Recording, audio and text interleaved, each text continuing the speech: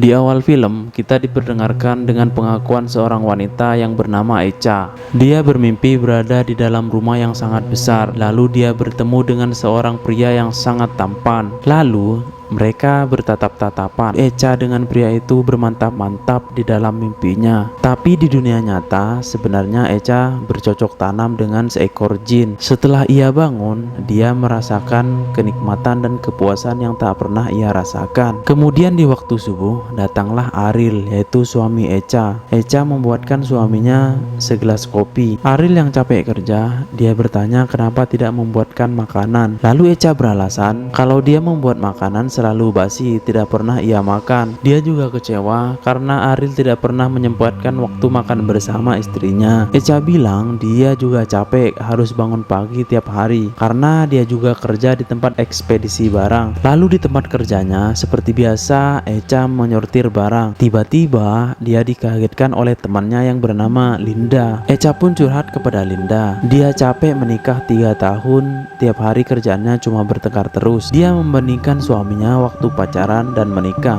Dulu waktu pacaran dia sangat romantis, tapi setelah menikah dia sangat cuek. Dia berniat untuk bercerai dengan Aril. Lalu Linda menyuruh Echa menjaga mulutnya. Begitulah kalau menikah, kalau sudah tinggal bareng suami, barulah dia tahu kekurangan dan kelebihan suaminya. Makanya sebagai wanita harus pandai-pandai membuat suasana rumah menjadi nyaman. Lalu Linda menyuruh Echa berdandan yang cantik dan bermesra-mesraan dengan Aril suaminya. Rangsang dia lalu mantap-mantap dengan suaminya. Begitupun juga dengan Aril. Dia curhat kepada temannya yaitu Restu. Restu berkata kalau Echa bangun pagi, dia tidak hanya ingin menyambut Aril sebagai kepala keluarga saja, tapi dia membutuhkan perhatian dan mantap-mantap dengan suaminya. Singkat cerita, Echa pun berdandan yang cantik dan membuat masakan yang enak untuk suaminya. Aril pun pulang. Dia tidak menyangka kalau Echa menyambutnya dengan hangat. Aril pun menatap Echa seolah-olah dia tahu apa yang dia harus lakukan. Lalu terjadilah bercocok tanam antara Aril dan Echa. Tanpa ia sadari, ketika mereka bercocok tanam, ternyata Echa dibantu oleh jin dari belakang. Dan ketika Echa tidur,